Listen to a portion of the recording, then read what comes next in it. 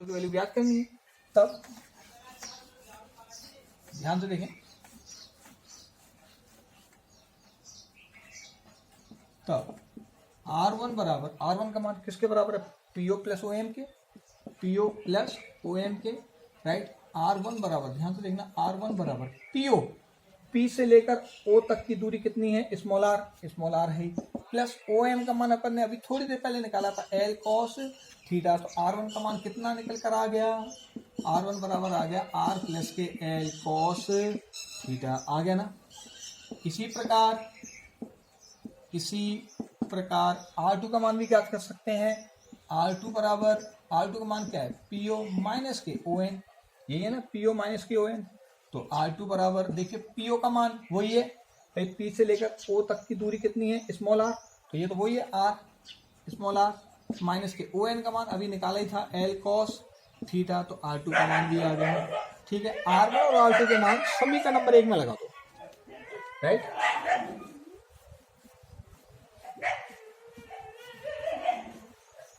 R1 और R2 के मान समीकरण नंबर कितना लगा दो? 1 में।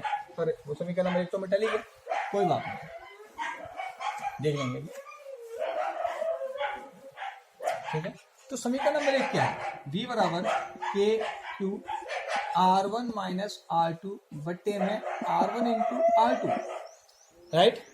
ये V बराबर KQ R1 माइनस R2 बट्टे R1 प्लस इंटू R2। अब V बराबर KQ अपनी जगह पर है, R1 का मान क्या है? R प्लस के L cos theta, minus R2 का मान है R माइनस के L cos थीटा, बटे में आ जाएगा आपका R प्लस के L cos थीटा इंटू में R माइनस के L cos थीटा, राइट। दिखाई दे रहा है सभी को? चलिए, हाँ, B बराबर KQ R प्लस के L cos theta minus R minus के L cos थीटा, यही हमारा समीकरण नंबर 1 था। समीकरण नंबर 1 में हमने R1 और R2 के मान लगा दिए। अब देखिए V बराबर KQ चल ही रहा है। अब इससे को इसे ओपन करें तो R प्लस के L cos थीटा अपनी जगह पर चल रहा है, माइनस अंदर ले जाएंगे तो minus R minus minus plus L cos theta हो जाएगा, नीचे बटे में आ जाएगा आपका A plus B into A minus B, यानी ये बन जाएगा आपका R square minus L square cos square theta. Clear? समझ में आ गई मेरी बात? अब V बराबर KQ अपना दिखाई दे रहा है, ठीक है। माइनस R से प्लस R कैंसिल, तो ऊपर देखो L cos थीटा और L cos थीटा दोनों जुड़कर बन जाएंगे 2L cos थीटा, नीचे हो जाएगा आपका R square minus L square cos square theta. Clear? समझ गए? Q को अंदर ले जाओ, तो Q को अंदर ले जाएंगे तो क्या वैल्यू बनेगी? V बराबर K, Q को जैसे हम अंदर ले जाए तो ये बन जाएगा 2QL, Q को इसके पास ले जाते हैं ये 2QL बन जाएगा, साथ में cos थीटा अपना चल ही रहा है, बटे में क्या हो रहा है? R स्क्वायर माइनस के L square cos square theta, ठीक है। अब यहाँ पर ध्यान दें, मान लेना, इसके नीचे मान लेंगे,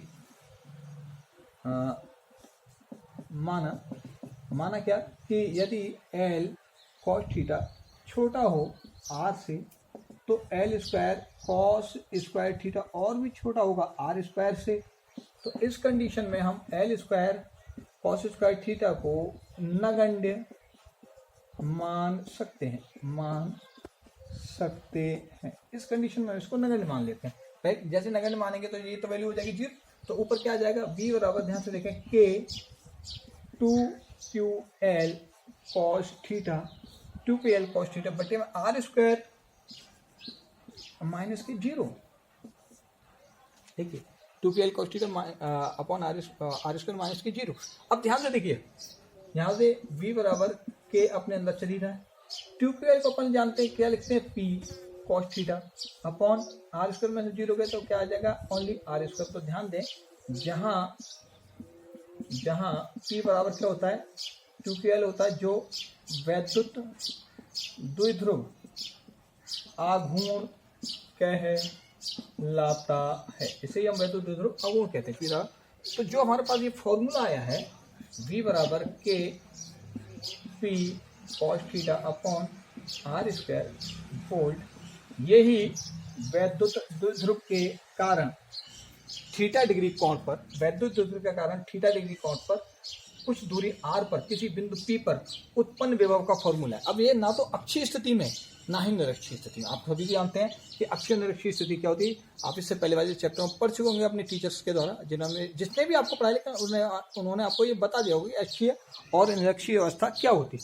फिलहाल ये जो फॉर्मूला आया ये थीटा डिग्री कोण पर आया, ना कि अक्षीय स्थिति में ना ही निरक्षीय स्थिति में। ये थीटा डिग्री कोण पर बिंदु P पर उत्पन्न विभव का फॉर्मूला है, P बराबर K P cos theta upon R square. चलिए अब ये जो फॉर्मूला आया है ये है अदिश रूप में। किस रूप में है ये आपका? अदिश रूप में। ध्यान देंगे ये फॉर्मूला आपका अदिश रूप में है। समझ में आ रही है मेरी बात? ठीक है, ओके, चलो अच्छी बात है अगर समझ में आ रही है तो। अब इसे हम सदिश रूप में लिखेंगे। सदिश रूप में इसे कैसे लिखेंगे? हालांकि देखिए एक बात और भी है, आपको यहाँ ध्यान देना होगा कि जो विभव है ये एक अदिश राशि है। अदिश राशि जो कि सदिश नहीं है, लेकिन यहाँ पर जो कॉस आ रहा है ना, कॉस थीटा, ये कॉस थीटा इसको सदिश रूप में कन्वर्ट कर रहा है। किस तरह से कन्वर्ट कर रहा है जरा देखिए। v बराबर के P cos theta upon R square को मैं कुछ इस प्रकार से भी लिख सकता हूँ सदिश रूप में। कैसे लिख सकता हूँ? v बराबर के vector P dot R cap upon R square volt. ये इस वैद्युत विभव का कौन सा रूप है? सदिश रूप है। सदिश रूप है, ध्यान रखेंगे ये इसका सदिश रूप है। अब एक प्रश्न ये होता है कि सर आपने डायरेक्टली P cos थीटा को vector P dot R cap लिख दिया, कैसे लिख दिया? हमें तो नहीं समझ में आ रहा किस प्रकार से लिख दिया। चलिए मैं यहाँ पर आपको इसका एक नोट पॉइंट बताता हूँ, आपको कैसे हल करना है ये ध्यान से देखिए। Vector P dot R cap, ध्यान से देखिए, दो सदिश राशियों का डॉट गुणनफल यानी अदिश गुणनफल हो रहा है। दो सदिश राशियों का अदिश गुणनफल, ये एक स्केलर प्रोडक्ट हो रहा है क्योंकि डॉट लगा हुआ है। तो डॉट गुणनफल किस प्रकार से खुलता है? Mod vector P dot mod vector R cap into में कॉस थीटा। याद होगा आपको, आपने 11वीं क्लास के अंदर पढ़ा होगा कि vector A dot vector B बराबर होता है mod vector A dot mod vector B cos theta, जिसे हम सिंपल भाषा में A भी कॉस थीटा भी लिख देते हैं। कब लिख देते हैं? अगर हम ये मॉड हटाएंगे तो ये वेक्टर भी हट जाएगा, तो इसे सिंपल भाषा में A भी कॉस थीटा कहते हैं। यहाँ ये है वेक्टर A, ये है वेक्टर B। यहाँ A या मॉड वेक्टर A और मॉड वेक्टर B या फिर ए भी आप कह सकते हैं, ये इनके परिमाण है। किसके? वेक्टर ए और वेक्टर बी के परिमाण है। तो ठीक इस फॉर्मूले से मैंने इसको खोला है। देखिए वेक्टर ए की जगह पर वेक्टर पी है, वेक्टर बी की जगह पर मॉड कैप वेक्टर आर है। ठीक मैंने वेक्टर ए कैप वो वेक्टर ए का परिमाण और वेक्टर बी का परिमाण लिया, इसी तरह से मैंने यहाँ पर वेक्टर पी का परिमाण और कैप वेक्टर आर का परिमाण ले लिया, साथ में कॉस थीटा ले लिया। अब इसे अपन ऐसे लिख सकते हैं, तो इस वाली राशि को लिख रहा हूँ, vector P dot are cap बराबर, मैंने क्या कहा, अगर मॉड हटाएंगे तो वेक्टर भी हटेगा, तो मैं इस मॉड को हटा रहा हूँ तो ये वेक्टर हट जाएगा, तो क्या बचेगा P। और मॉड वेक्टर आर कैप कहलाता है एकांक सदिश का परिमाण, और एकांक सदिश का परिमाण हमेशा होता है 1, और इनटू में क्या चल रहा है, साथ में कॉस थीटा साथ में चल रहा है। तो इस पूरे की वैल्यू जो है ना मॉड आर कैप, इसका मान होता है 1। आप 11वीं क्लास में अच्छी तरह से पढ़ चुके हैं ये बात। आपने 11वीं क्लास में एकांक सदिश के बारे में पढ़ा होगा, तो वहां पर आपको बताया गया होगा कि एकांक सदिश का परिमाण सदैव कितना होता है? 1 होता है। तो देखिए आर कैप यहाँ पर है एकांक सदिश, मॉड लगाते ही आर कैप का हो गया परिमाण, और इसका मान किसके बराबर हो गया? 1 के बराबर। हम अच्छी तरह से जानते हैं, मान लो, मैं कह रहा हूँ, आप अगर नहीं जानते तो आप सीख लो। जैसे मैंने ये लिख दिया जेड यहाँ कुछ भी नहीं, सिर्फ एक राशि। अगर मैं जेड के ऊपर ये वेक्टर लगा दूँ तो ये कहलाएगा जेड वेक्टर।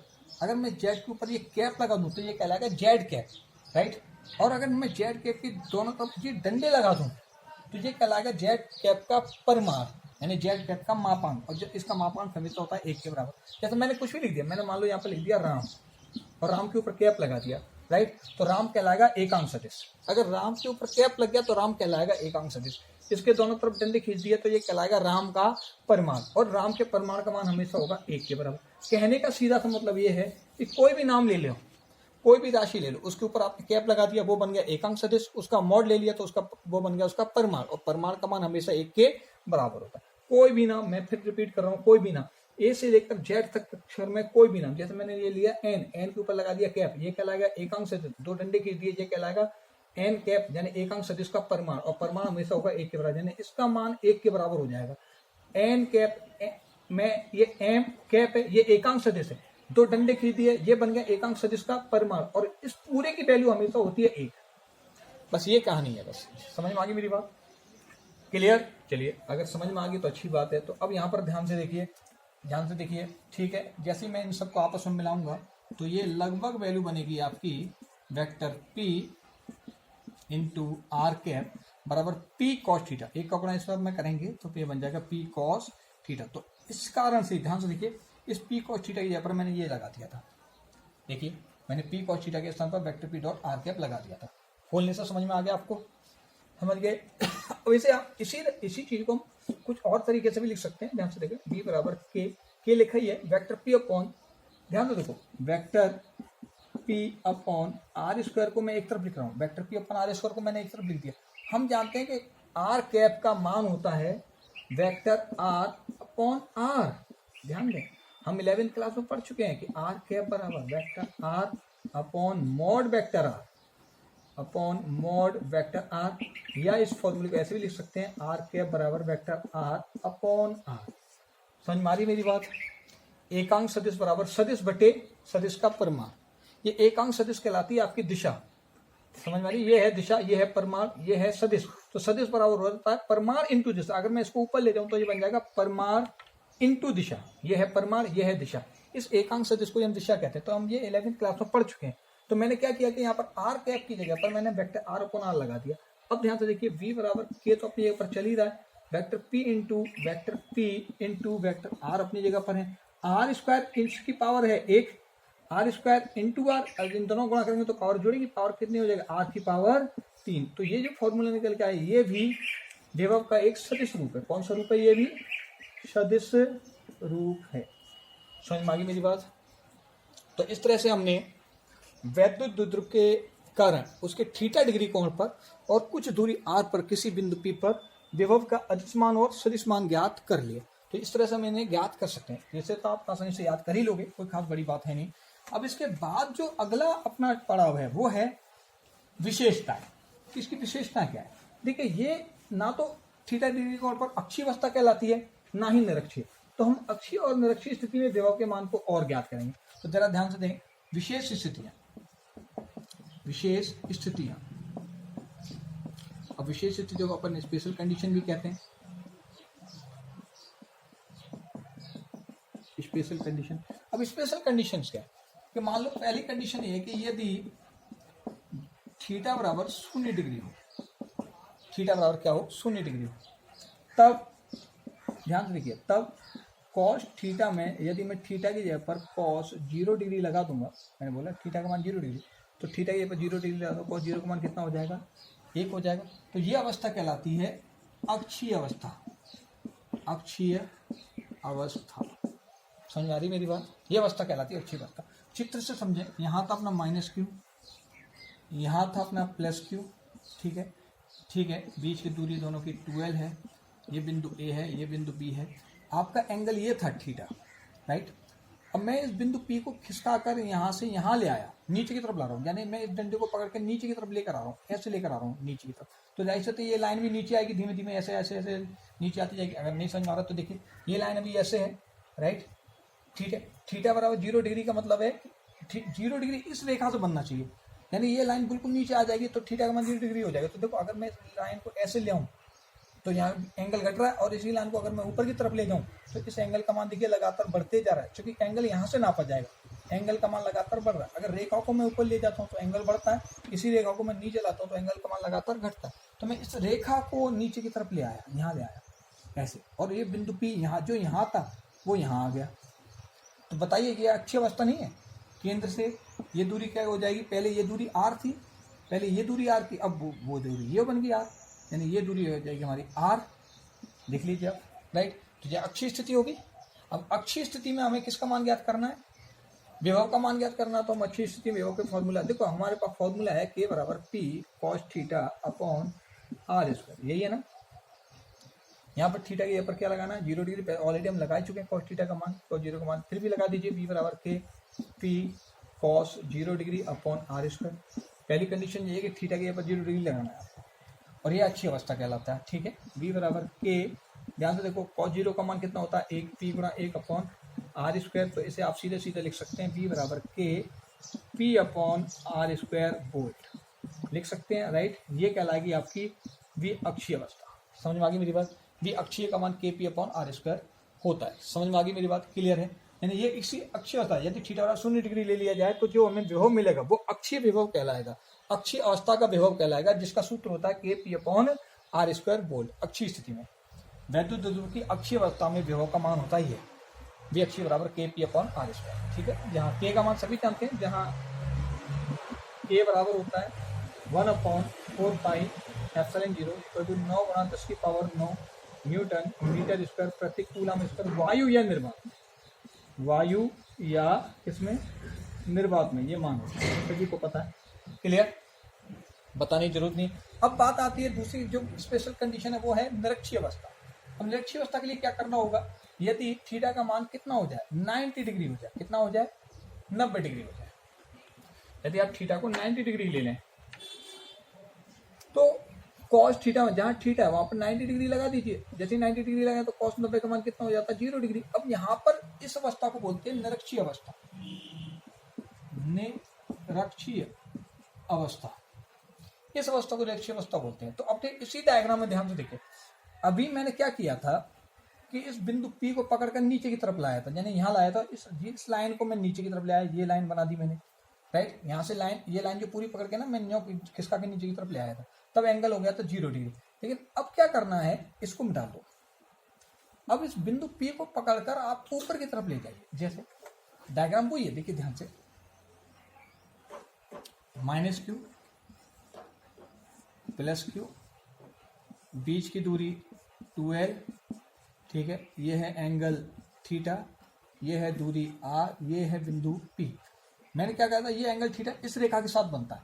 अगर मैं इस रेखा को ऊपर की तरफ लेता जाऊं, यानी ऐसे ऐसे ऐसे बढ़ाता जाऊं और ऊपर की तरफ खिसकाता जाऊं, बिंदु P यहाँ आ गया, अब यहाँ आ गया, अब यहाँ आ गया, ऐसे बढ़ाता हूं तो ये एंगल बढ़ते जाएगा। देखिए एंगल बड़ा होता जा रहा है, और नीचे की तरफ लाऊंगा इस रेखा को यूं तो एंगल छोटा होता जाएगा। समझ में आ रही मेरी बात?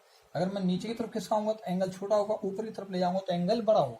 अब मुझे एंगल करना बड़ा, थीटा बराबर 90 डिग्री लेना है, तो मैं क्या करूंगा, ध्यान से देखिए, ध्यान से देखिए इस बात पर।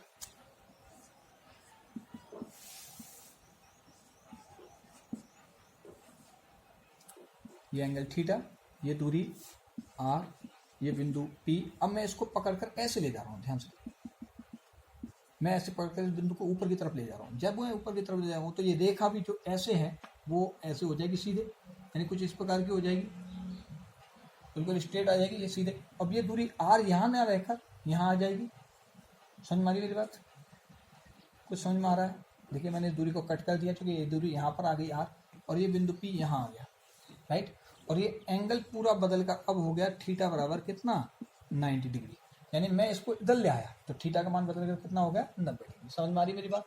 ये कहलाती है निरक्षीय अवस्था। सभी जानते हैं कि वैद्युत द्विध्रुव के मध्य बिंदु O से अगर कोई लाइन इस प्रकार से खींच दी जाए तो वह वैद्युत द्विध्रुव की निरक्षीय अवस्था को क्या करती है, प्रदर्शित करती है। सभी को पता है ये बात, क्लियर है? तो वैद्युत द्विध्रुव की निरक्षीय स्थिति में फॉर्मूला यही है, इसमें थीटा की जगह पर हम लगाएंगे कितना, 90 डिग्री। जैसे 90 डिग्री लगाएंगे तो cos 90 का मान 0, 0 का जैसे हम टोटल मल्टीप्लिकेशन करेंगे तो V निरक्षीय का मान, V निरक्षीय का मान 0 आ जाएगा। क्या आ जाएगा, 0। V निरक्षीय का मान कितना आ जाएगा, 0। अर्थात वैद्युत द्विध्रुव की निरक्षीय अवस्था में विभव का मान 0 होता है। समझ में आ गई मेरी बात? तो मुझे यकीन है बच्चों का आपको ये आर्टिकल वैद्युत द्विध्रुव के कारण वैद्युत विभव आसानी से समझ में आ गया होगा। और फिर भी अगर कोई बात समझ में ना आई हो तो आप कमेंट्स करके मुझे लिख सकते हैं। धन्यवाद।